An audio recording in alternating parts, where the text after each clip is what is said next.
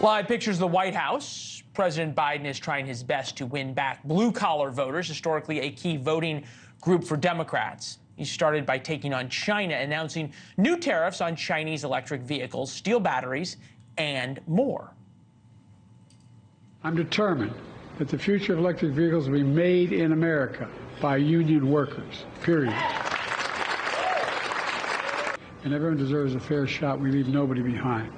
That's the America we're building together. That's why I've never been more optimistic about our future. Of course, leading up to the 2020 election, Democrats largely criticized Trump's trade war. It's a different story this time around, and that's fair. Politics is that way. United Auto Workers cheered the announcement almost immediately, making sure that major corporations have to pay a price for pitting worker against worker. Pushing wages lower and lower is a key part of a pro-worker trade policy. Today's announcement is a major step in the right direction. The announcement coincides with this new report from the Guardian newspaper, one path for Biden to lure blue-collar voters, find the economic villains. You have to pick fights, the Guardian quoted one pollster. And this is what really caught our eye about the Guardian's story. If you look closely at the image associated and they made up, two hats. The red hat, make America great again. Then the blue hat, establish U.S. dominance of microchips, invest in infrastructure while capping credit card fees and insulin prices. With us now, Richard Goodstein, Democratic strategist, former advisor to Bill and Hillary Clinton, Roma, Daravi, former White House Deputy Director of Strategic Communications. Welcome, welcome. Thank you. Now on set. All right, Richard, I hear it all the time from Democrats, we have a messaging problem. Did that graphic just encapsulate it? What I think the Biden campaign should communicate is that he's done more to stand up to entrenched special interests than any president ever. Let me give you an example. Everybody thought that pharma was untouchable. Donald Trump campaigned against standing up to pharma. And what did Joe Biden do? He got them to be able to negotiate prices under Medicare.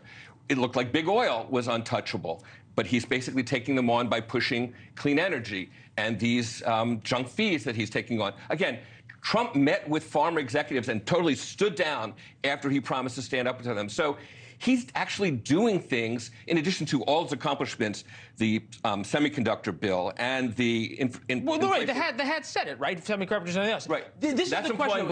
Is Donald Trump, though, missing an opportunity here, right? He gets up on the stump in New Jersey, and it is an impressive list of grievances, but it's a list of grievances, rather than, hey, these are all the things I did economically in my 4 years. This is where you are after Joe Biden. That's the difference. Well, I would say he is doing that. And the idea that a blue-collar voter is not synonymous with an economic voter should go out the window. 78% of registered voters think the economy is doing poorly right now. That is directly affected from Joe Biden's policies. And so, you know, the hardworking American is going to have to take a look at their life. You need some water or something? Not actually, quite the contrary. But hold on. But President Biden talked about the economy again today in an interview with Yahoo, in which he talked about the terrible economy he was given. And he said this exact same quote a week ago. Take a listen. I think inflation has gone slightly up. It was at 9% when I came in, and it's now down around 3%. Categorically untrue, Richard. And for all the talk of Donald Trump lies and fact checks and everything else, CNN fact checked that same statement a week ago, said absolutely untrue when Donald Trump left office, where inflation was. And yet Joe Biden repeats it. How is he not doing the same thing Donald Trump did about the economy? The important stat around the economy is how people actually feel about their personal economics. And Axios, Harris did the poll, put something out earlier this year that said 63% are actually quite happy with their own economics. They think somehow, broadly, the economy is not doing well, but to themselves, for their family, their community, they're doing well, and they actually think in 2024 they're going to do better still. So I actually think that, look, we know inflation was worldwide. Thank you, Trump's buddy, Vladimir Putin, okay?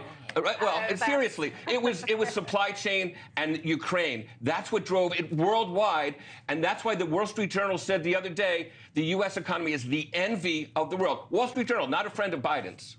Thanks for watching. Go to joinnn.com to find NewsNation on your television provider. And don't forget to click the red subscribe button below to get more of NewsNation's fact-driven, unbiased coverage.